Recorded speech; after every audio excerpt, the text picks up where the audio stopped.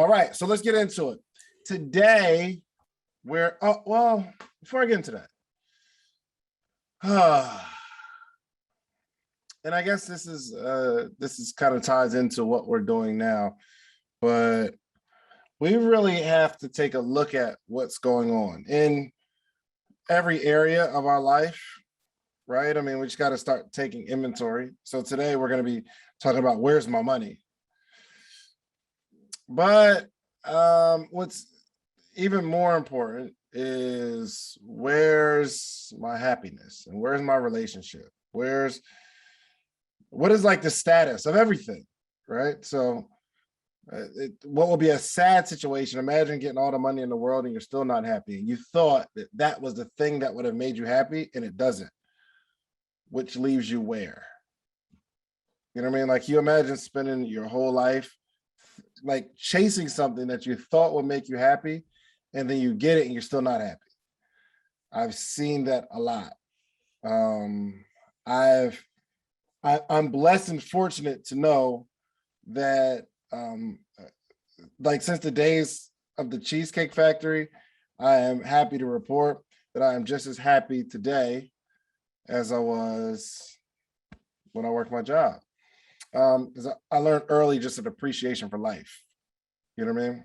And the more we complain, it just kind of shows our lack of faith in whoever we believe in. It shows our abundance of ungratefulness once we start grumbling and complaining and things of that nature. Okay, I just wanted to share that with you all before we start talking about money. Because I do feel like the accumulation of money can provide some happiness, not because of the thing that you get, but the thing that you can do with the thing that you get. We have a little more time. You know what I mean? Me and Donnie, we just released an episode called, I forgot what we called it, but it could be something like, can you afford to get sick? So if you start setting yourself up to a point where you're looking in the future, like, man, if I were to get sick next year, wouldn't it be amazing to not have to worry about income? But if that's the case, we have to think through that.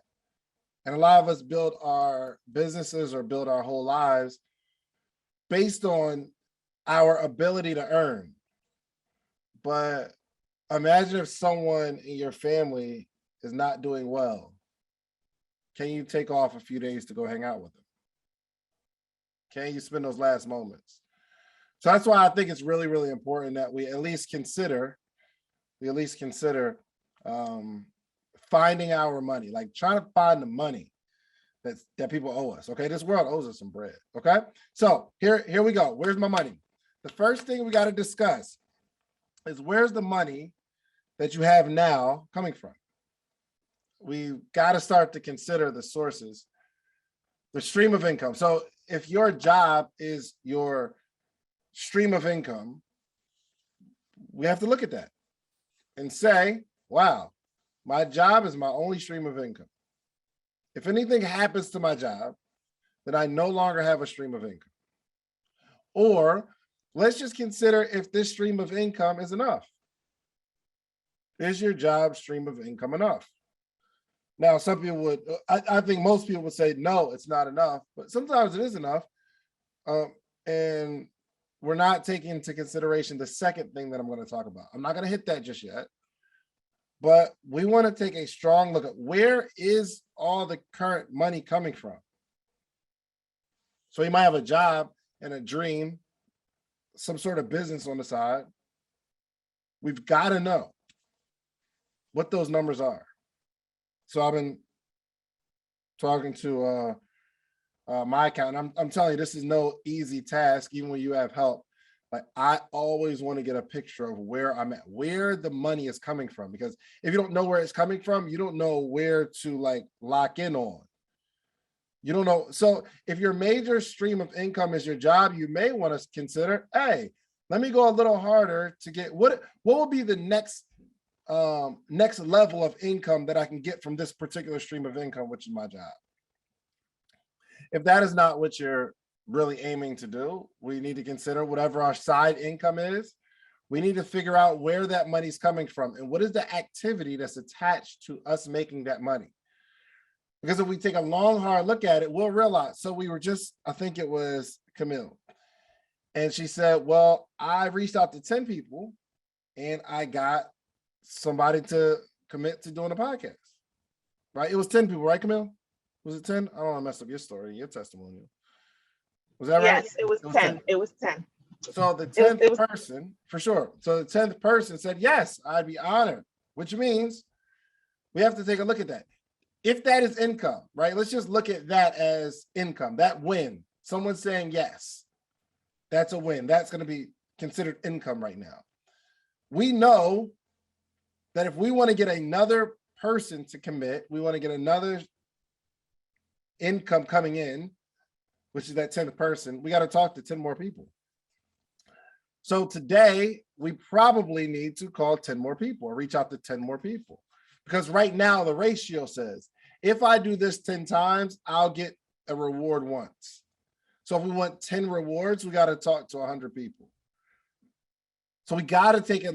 Look, I've cut off some income streams because they just weren't enough. And I'm starting to analyze it. Dang, the amount of time, energy, and attention that I'm putting into this income stream, is it worth it?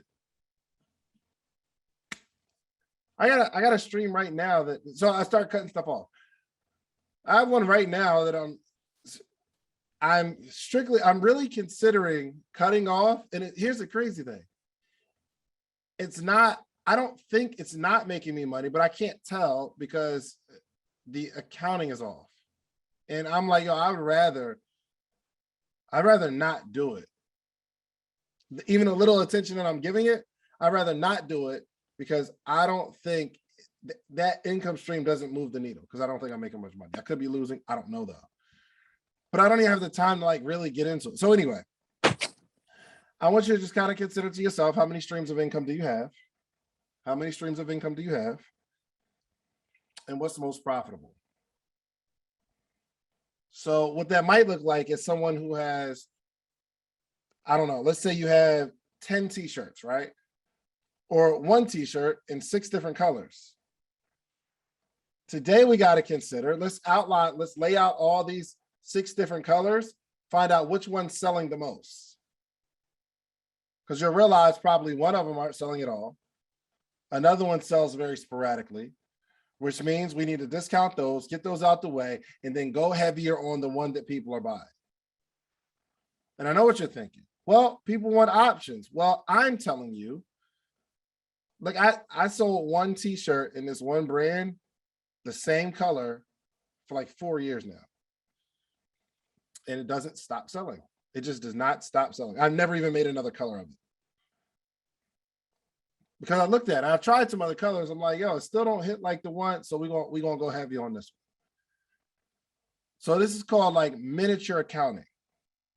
All right. So we need to get a hold on what's coming in right now. Is it enough? And how are we gonna like improve that? Right? Or cut it off to do something else. Okay. Number 2, where's the money that you have now going? So the first one was the money that you have now, where's it coming from? Let's just be clear on where it's coming from.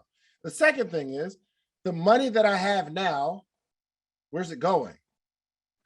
What's more important than money coming in is taking account of the money that's going out. It is not easy. I'm telling you, this is still a major concern for me because I don't have a tight grasp on where the money's going. I have a better grasp than I had, but it's still, I need to know. So listen, this is going to be a journey and a process, but on the basics. And this is one thing that I mastered when I was working at the Cheesecake Factory. Every dollar that went out, that came into my life and went out, I wrote it down. And one day I'll show you all those notebooks. I got some old notebooks around here where I just wanted to master where the money was going. In 1 month, I just calculated, okay, what are all my expenses? And it answered a question that I had. Where are my money going? Y'all ever feel like that? You get some money, but now you don't have any money and you don't know, you're not quite sure what happened, but you know you had some money. You just got paid. Or you just got a lump sum of money and now you just don't have it anymore a week later. You're like, okay, I know I did spend some and then I invested some, but you don't know exactly where. There's one thing that I mastered, at least your personal expenses, at least your personal expenses. You should know how much your personal expenses are. House, car, gas, electricity, insurance, lights, water. How much do you spend on food? What I love for you to do is go through, one, stop using cash. Okay? Stop using cash. And why am I saying to not use cash? Why am I saying that? What do you think? Can't track it. Use cash is really a guesstimate. You know, really And monitor. accurate track of it. So hard to keep track of cash. It's a way to trick yourself. At True. least you'll get rewards points from the credit cards. Of course. But if we are using cash, it's going to be really, really hard to track. Unless you're keeping your receipts, it's going to be hard to track where the money went. So I don't use cash for anything. I'll keep a little bit of cash on me. And at my church, I'll give offering. I do my tithe with a check, but I very rarely use cash because I learned, and think about this, I had to learn this process because working at the Cheesecake Factory, I'll come home with cash and then I'll spend it, but I don't know where it went. So I can't really track it even at the end of the month, which is the most important part. At the end of the month, identifying what all the money I spent, I couldn't. So I got in the habit, and at this point I was using my debit card because at least I can log into my bank and see exactly where the money's going. So what I would love for you to do, for those who don't use cash often, is I want you to go through your August statements, and let's start calculating and putting everything that we've spent in a category. The major category that you're going to find is food. Food is killing you. It's absolutely killing you. And you think that Starbucks coffee that's $3, it's just $3. You've got $3. But you do it every day, multiple times throughout the day. We go to Starbucks, then we go to Wendy's, then we do the 5 for 5, and we got these little bits of money that you don't realize you're spending $30 a day on weird stuff. If you spend $30 a day over the course of a month, it's $900. You know what you could, if I gave you $900 to flip, do you think you could turn it into $1,800 over a course of 30 days? Like, what do you think? Do you think if I gave you $900, let's just round to 1,000. If I gave you $1,000 and I said, if you could turn this 1,000 into 2,000, I'll give you 10,000. You would do it in your business. I know you can. I know you could. So when you spend the $4 on coffee, $100 on sneakers, what have you, and I'm telling you, this is going to be a rude awakening when you go through this process.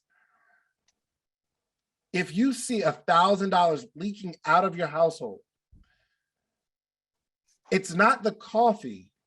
You think the coffee costs you $3, when really that coffee is costing you $2,000, because you would turn at $1,000 and $2,000 if you invested in your business. So you're drinking $2,000 coffee. You're eating a $2,000 burger. I'm telling you. So, oh, can y'all hear that? They're doing some work on my house. Sorry. Okay. All right. So I want you to identify what your biggest expenses are. One, identify the biggest expenses. Number two, I want you to identify your most frequent expenses, your biggest expenses, and then your most frequent expenses. Also, Are there holes in the boat? We want to just identify those little holes that are in the boat. What you'll realize going through this process as well is there are some things that are on auto payment that are hitting your card that you haven't used in years. There's a gym membership on some of y'all. Okay, some hour, okay, because LA Fitness is hitting me, and I ain't been there in 3 months. And I'm thinking what I need to do, and this is what I'm going to do today. I'm going to cancel my membership, and until I can get consistent with doing some sort of exercise in my house, I'm out of that. But I know there's a bunch of little stuff on my account right now that I'm going to go through, and I'm going through this process with you all. Okay. So we're going to identify our biggest expenses, our most frequent expenses. We're going to identify all the little holes in the boat, the money that we're just throwing stuff away. And also we got to consider how we can stop the bleeding. Jose, your hands up. What's up, bro?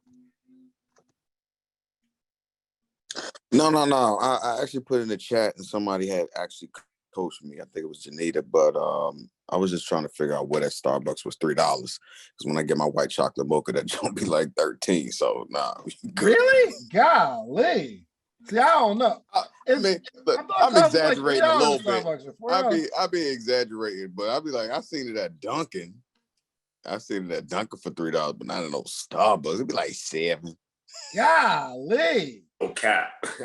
Man, I'm sorry for all my coffee drinkers, man, because y'all be addicted too, and you can't stop it. You can't even start your day without coffee. I know Jimmy on here like, oh my gosh, I messed up. I haven't had my coffee. I just gotta say Dunkin is better. I just gotta say Dunkin is better. Dunkin is better, see? And they willing to fight and defend it. That $3,000 coffee. Dave, real quick though, as we bring up Dunkin', here's another thing too, and it's kind of off topic, but have y'all noticed it used to be Dunkin' Donuts, right? It used to be Dunkin' Donuts, but what happened is they dropped the donuts, and now they're in the same lane or a similar lane as Starbucks. So when we talk about branding, right, it's like, oh, I already do this, I do this thing a certain way, but y'all gotta look. When you go there, they're like now we're a drink option that just happen to have donuts there. I remember being Dunkin' Donuts. Now they say, nah, we a coffee spot. You know what I'm saying? I want y'all to peep the branding. Peep the branding. Remember, we producers versus consumers. Producers versus consumers. Absolutely. Absolutely. Appreciate that, my brother. See, a brander's mind never stops seeing brands. All right, look. All right, cool. So number one is we got to identify where the money that we have now is coming from. Number two, we want to know where it's going. Number three, and this is important. Is there any money in your couch cushions? Is there any money in the couch cushions? This is what I mean. Here's what I mean. Unrealized opportunities for income. There's some money that we're leaving on the table. Like, is there some hidden money somewhere? So I'll give you an example. We have a book club, right? And every month we're going to get a book. And most people are going to get it from Amazon. And between Brent and Marlon, for a long time, they're like, oh, Dave, why don't you have an affiliate? You should have an affiliate link because you are going to be giving out all these recommendations. We're going to have hundreds of people buying books. This is unrealized income. Now, I believe either Brent or Marlon or whatever, they set it up because I told them they could just go on and do that. But I think, I know, because Brent, you didn't even do it or something like that, right? No, I did set it up. They shut me down. Then Amazon, Marlon set it up and they shut him down too. You have to go through your own website. It's weird. Anyway, we're trying to navigate that, but yes. Why are they shutting it down though? Because the links are going directly to Zoom and because we're sharing it on Zoom. So you have to have content on a page that you share. I don't know. It has to go through your website somehow. And anyway, so we're having some challenges with them. So they'll give you the income that you made, but they shut you down. So Gotcha. we're having some challenges. So what we can do, there's unrealized income, right? Because if that is the case, there's somebody who can build a landing page for a few $100s and we could do it that way.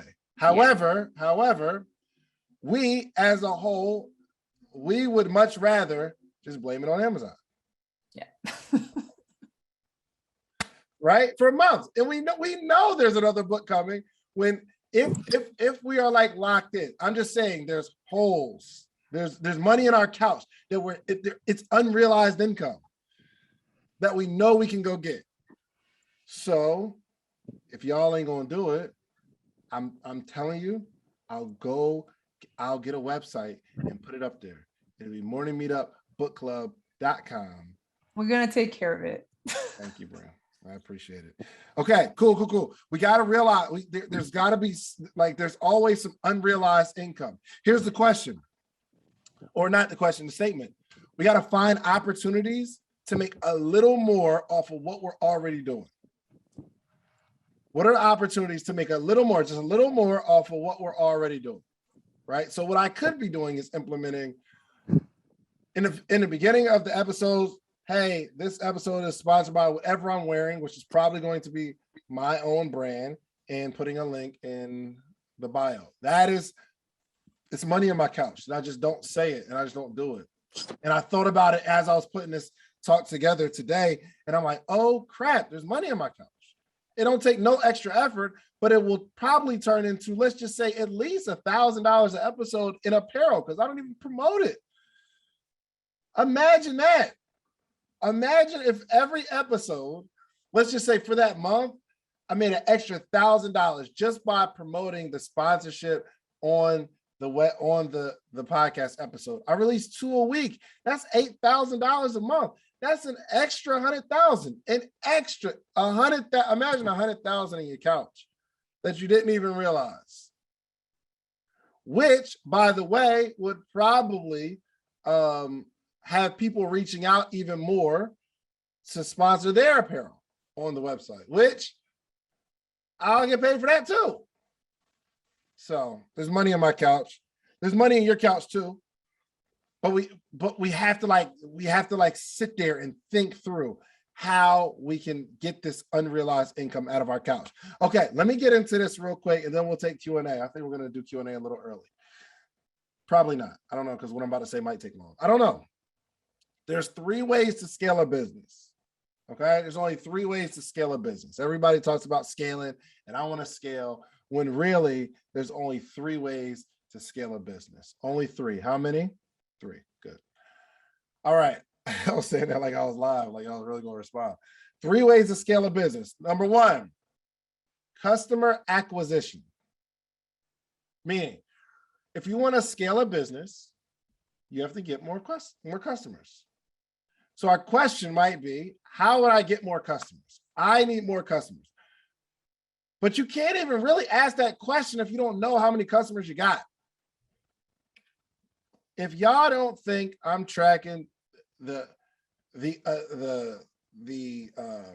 attendance and the enrollment of the morning meetup, you're crazy. Because if I'm going to scale the morning meetup, I know that one of the ways to do it is customer acquisition. But I need to know how many people are coming and how many people going, which is a constant cycle.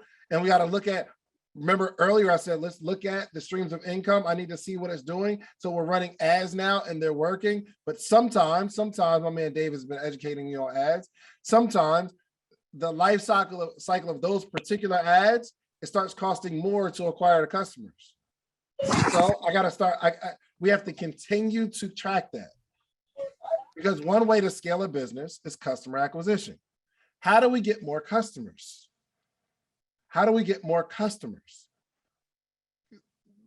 Some of us may focus on this particular area of scale, getting more customers. Now, you might not want to focus on this one. Maybe you'll go to the second one. Number 2, because there's only 3 ways to scale a business. 1 is customer acquisition. Number 2, charging more, raising the average order value, meaning getting customers that spend with you to pay more. We could charge more for our services. That's a way to scale a business.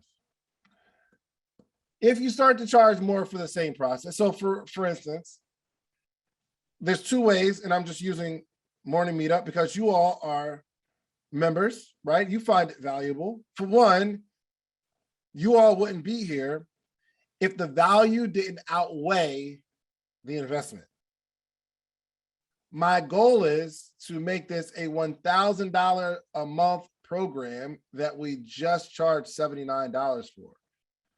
So of course you'll stay. If you get a lot of value, if you get $1,000 worth of value per month and you only have to pay $79, of course, you're like, okay, I'm with that. I like that. We do the dollar trial as a way to, number one, customer acquisition, because the barrier has to be low. If I'm saying, oh, well, $79 a month, some people are looking at it as a bill until they come experience it. So we do the dollar trial. Look, come test it out. Come see what's happening. Just check it out. Let me show you something real quick. Y'all all right? Y'all good? I like being able to teach you all based on the model that you're paying for because y'all know the value, right? It's not, I ain't trick y'all into the morning meetup, right? Okay, so yes, so this was one way for me to, and I implemented two of them. I use my board all week, so the board is expensive, so I'm gonna use this joint. Some things I could just say, but because I bought the board. Okay, yeah, we're not gonna get into that. All right, here we go. Okay. All right, come on. All right, here we go. Bang. Bang. Okay, and then I'm there. All right, sorry, this is something else. Okay, so customer acquisition.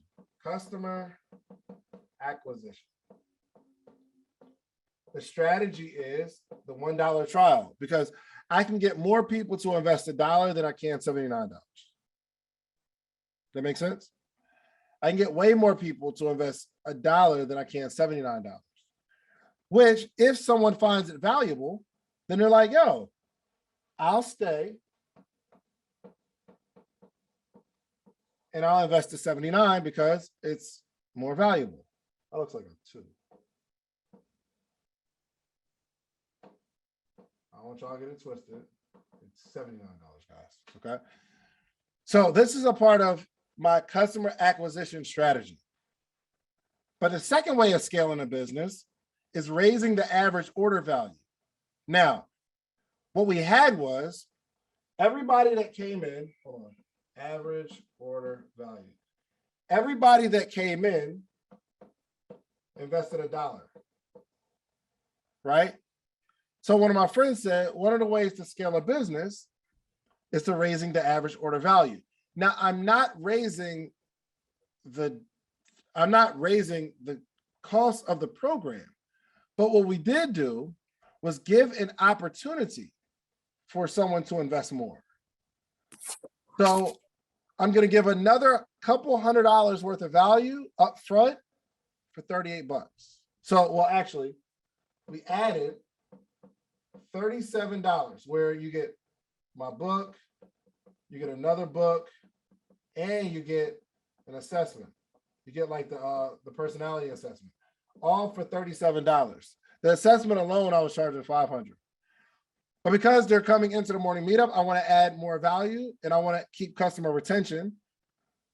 Well, we put this on the front end because of it, because at first, the most money you can spend is $1 on this trial. That's it. So we added this package for $37. Take this note. The only reason people don't give you more money is because you don't have something else to offer. Or the only reason people don't give you more money is because you don't have you're not giving them an opportunity to give you more. Okay, y'all all right? Y'all good? Okay.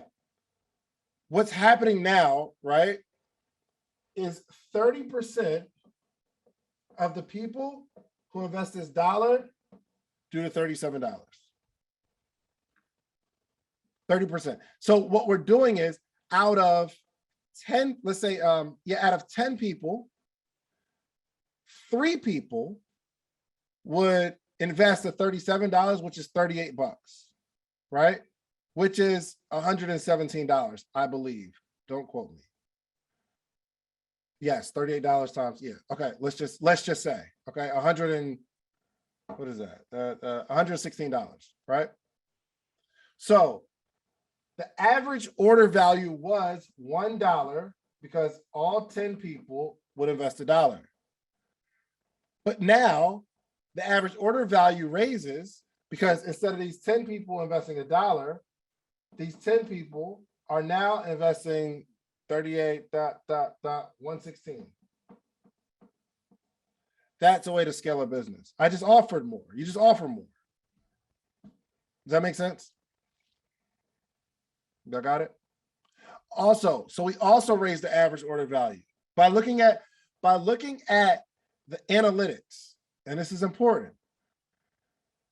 We're saying, okay, well, what is the average time that someone stays in a program? And how can we reward someone for making an upfront commitment? So we added on the back end 3 months, 6 months, and 12 months. You can invest in the morning meetup 3 months, 6 months, or 12 months in advance. And the benefit is the higher the package you go, the less you're going to invest per month and moving forward. It's really cool. It's really cool. So if you want to invest up front, you ain't got to worry about the monthly, and it's cheaper.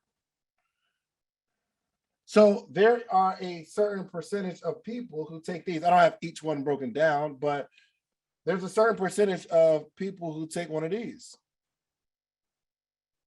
So what I'm implementing is raising the average order value.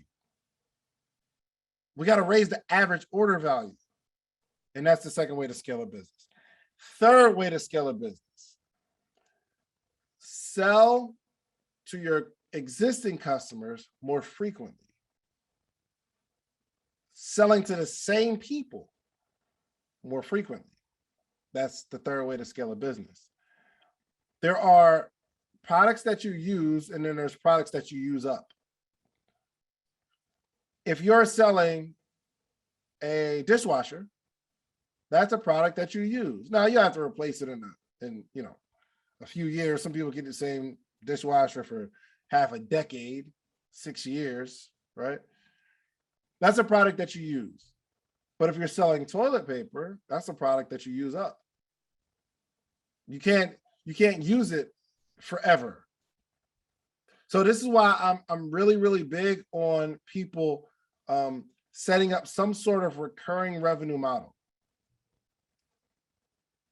Because you want something that people use up. I thought it was genius. They did the little, I forgot the name of it, but they were selling the little colognes, but they put it on an auto ship because we know you're going to use up this cologne. And some of us have training and coaching, and that's a product that someone uses, but you don't even have a model for them to use it up. Yesterday's information, not today's information. Yesterday's information is not today's information. So we need to set up models where people use it up, not just use it. Because that's the third way of scaling a business, because you can sell to the same customers more frequently. And then we got to figure out retention. How can we keep people with us? Today, we are talking about how to hire slaves.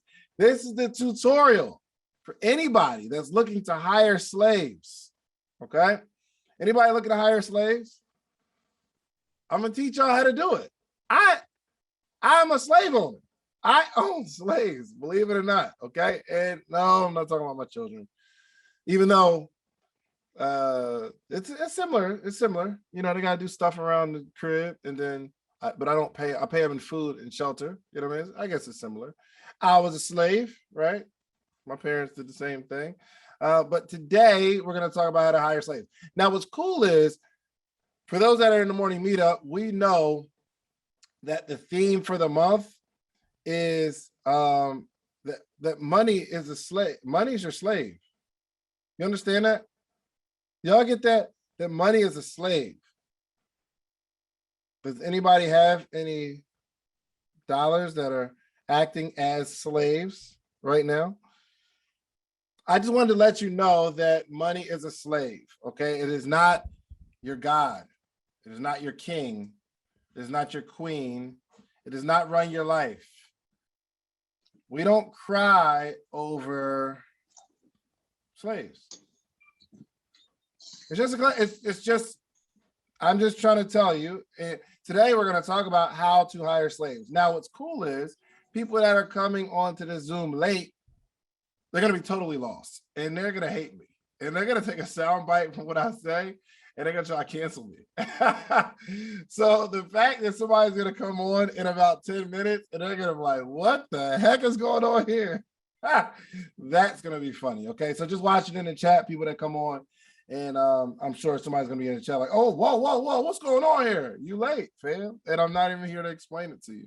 Okay. So money is a slave.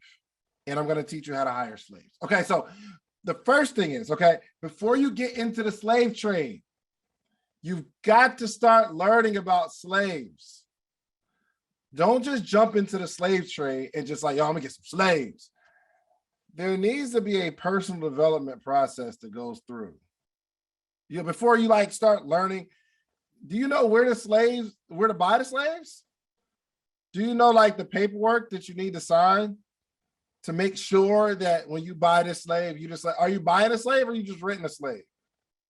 I think there's a personal development process that must go on before you even get into the slave trade. Is this something that you want to do? Or, this is a good question. Is this something that you want to do? Do you want to be a slave owner or would you prefer to do the work yourself? If you don't want to manage, you can go do the work yourself and you don't need slaves. Not everybody needs to be this high level investor where you're sitting back on a beach and you got slaves that are going to like get stuff done for you and bring back other slaves. You don't need to do that. You can do all the work yourself, but I want you to ask yourself the question, am I okay learning and growing through the process of becoming a slave owner, or do I just want to do all the work myself? And doing all the work yourself, nothing wrong with it. There are people who said, I don't want to own slaves. I'm not into it. And that's okay. But for those that do want to own slaves, I'm going to teach you how to do it. Okay? All right, cool. So I need you to talk to some other slave owners. Make it a point to start to ask people if they're slave owners or not. Because different slave owners operate differently. They'll tell you the ups and downs of being a slave owner. So this week, one of your homeworks is, I want you to talk to 10 slave owners. Those who have their money working for them. Okay, find some investors.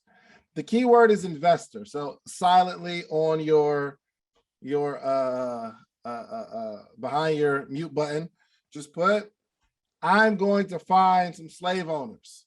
Say it loud so that your spouse in the other room can hear it. I want to find some slave owners. I need to find other slave owners. This is your homework. 5. I want you to interview 5 slave owners. Okay? Those that are proficient in the slave trade.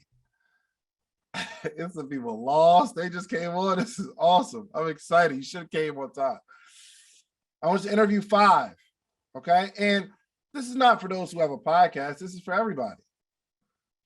It's not just for people who have a podcast. I want you to, like, if you know you got some slave owners in your family, call them and say, yo, tell me about this slave trade.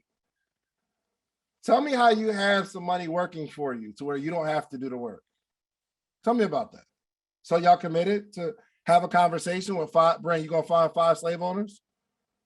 You gonna find, Bren?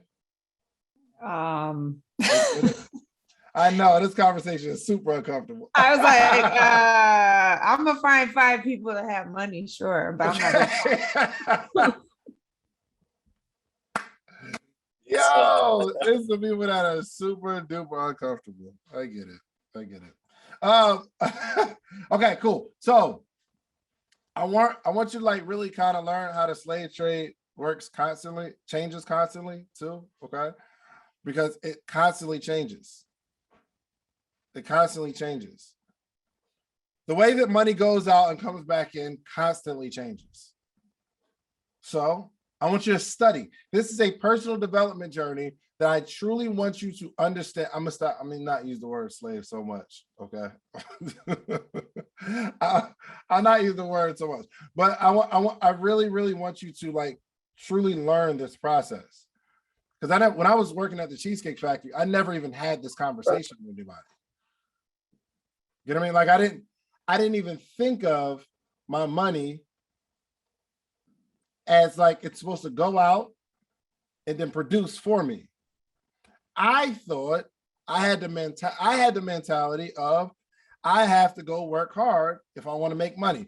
In my mind, I'm thinking the harder I work, the more money I make. Then I realized the harder I work, the less money I make. It's crazy. Like if I really started to think about this thing, the harder I work, the less money I make. The less I work, the more money I'll make. Think about it.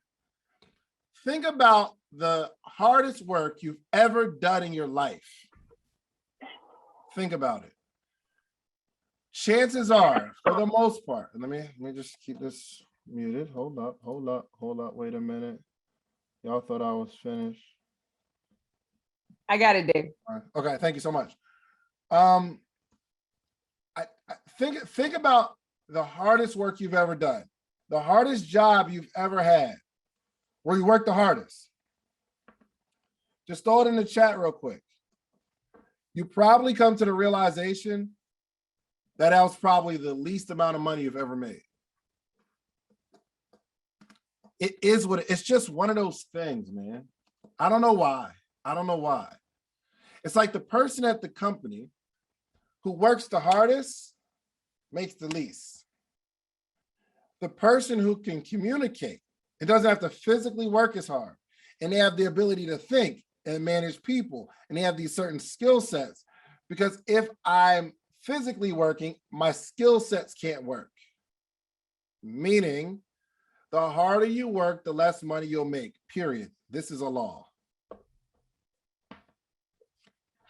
I'm gonna keep like I'm gonna keep it ringing. So slaves worked the hardest, made nothing. But then there were like some overseers, right? They still had to be out in the hot sun and do the hard work of like managing, right? They was poor. And let's clear this up. It wasn't just Black people that were slaves. Okay? White slave owners own white slaves too. Okay, just to be super clear about that. But whoever worked the hard, the people that were in the house, the owners, they did nothing, greatest benefits. Okay, so the moral of the story, put it in the chat, stop working so hard. Put it in the chat, stop working so hard. Okay, number two, you have to be a good steward over the slaves that you have. You've got to be a good steward. First, we've got to understand how this slave trade works. How do we put money into something and then get the money back? So we got to talk to some people and just walk up to them and say, hey, are you a slave owner? Is your money your slave? How does this process work? That's number two. That's number one. Number two is you have to be a good steward over the slaves that you have. So you have some money. You have some. But you're abusing it. You can't expect for your harvest to grow. You can't, and you're abusing your slaves. You can't mistreat the slaves and you expect them to be as productive as possible.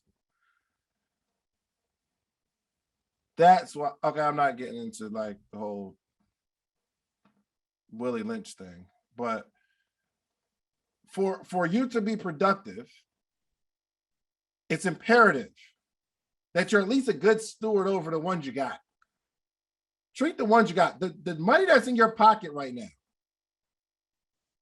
Let's be a good steward over it. Do you keep letting your slaves run away? Like it's like at the beginning of the week, you have a certain amount. At the end of the week, you have a less. They just keep on running. They just keep running away from you. It's crazy. We're not even monitoring the process. Okay. You have to monitor the health of the ones that you have right now. Okay?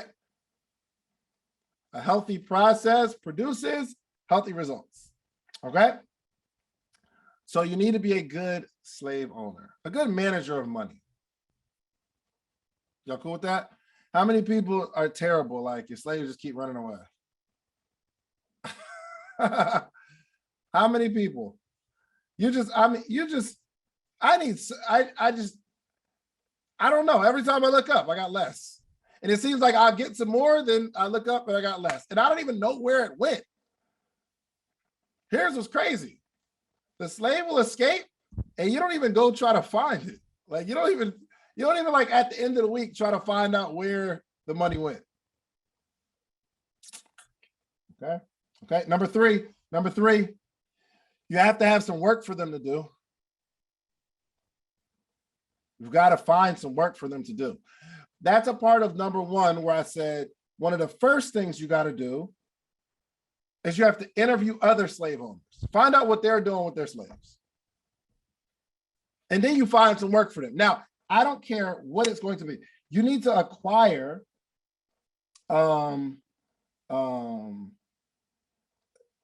you just got to start the process of acquiring. Okay, so look, you're feeding them, housing them, clothing. If you have slaves, let's say you have some money, right? And you don't do anything with it, you're actually losing money. Have anyone noticed the price of everything went up? Have you noticed that? Or when you go to buy something, you just complain, oh, I'm not paying it. Why? Hold on, why is it so high? That's the way of the world. That $100 that you had last year is not necessarily the same $100 that you're going to have this year. It doesn't weigh the same. You can't get, with $100, you can't buy all the stuff this year that you could have bought last year with $100. Things are more expensive. Meaning, if you earned $100 last year and you still have that same $100, you lost money. I'm telling you. Imagine if you have a field and you have slaves and you don't have them working, but you got to feed them, house them, clothe them. You're just having them, you're losing money if there's no productivity. Okay, this whole conversation, if you're just joining, is how to hire slaves. So get comfortable with it. I think it's the best way to make money. I think the best way to make money is to have servants. Y'all want me to use the word servant? Is that better? Or y'all okay with the word slave? Here's my objective for you. I really, really want it to burn in your brain that money is a slave. I really serve is much better. Dave, slave. Yeah, y'all are hilarious, yo. Indentured servants. I want this thing to burn in your brain. I hope that you get offended today, but tomorrow you look at the dollars in your pocket and you say, yo, why is this not doing anything? Why is this not working for me? Oh my gosh, the money, you mean to tell me the money in my pocket is actually losing me money by sitting there? Just on the field? Just being there? Goodness gracious. Listen, even if you're not sure what you want your slaves to do or your servants to do, try something. Give them something to do. Give them something to do. If there's nothing left to pick in a field, there's nothing left to clean, have them do something, which means we can set up a Coinbase account and put a couple dollars into something.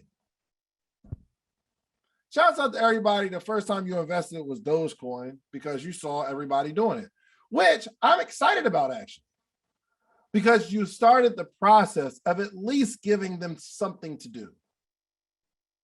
And I think stocks is the easiest thing to do because you don't have to buy a whole house. You don't have to buy a whole car. You can take a couple dollars and put it into something. And let's just see if it grows. I just want you to start the process. I think, just me, stocks and cryptocurrency is the easiest way to start practicing this whole slave owner process. Anybody got some stocks or cryptos? I got some of that stuff. Good. If not, I mean, look, y'all gotta hit Winifred, Miss Awaru. You gotta hit her up. She'll teach you how to at least start the process of slave ownership. Because you'll be surprised how you'll put some money into something, and then you'll see, wow, I put my wife said I bought it. She had like $100 or $200 or something like that. She put it into a stock maybe a year and a half ago. And every now and again, she'll go look at it. She said, oh my gosh, it's up. I turned her into a junior slave owner. It's so cool to watch something, you put some money in and then you look up and then it's worth more. It's crazy. But the fact that we can't see how we put $100 into a bank and it's actually worth 94 cents later, because you can't see it, it's not as shocking. Okay. All right. Y'all gonna be some good slave owners, I tell you. Number 4, you got to get the slaves to work together.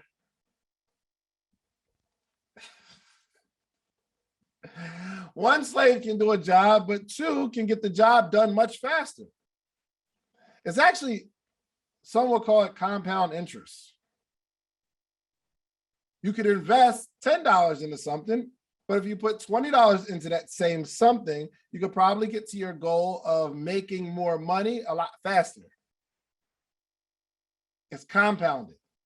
So some of you should probably start the process. Let's just say, and again, I'm not like promoting, I don't have no course on stocks or crypto or whatever. I just like it because if there's a cryptocurrency that you believe in, let's just say, and you've done some research, you talked to some other slave owners. They're like, yo, I put my slaves to work in ADA, Cardano, and look, it's working.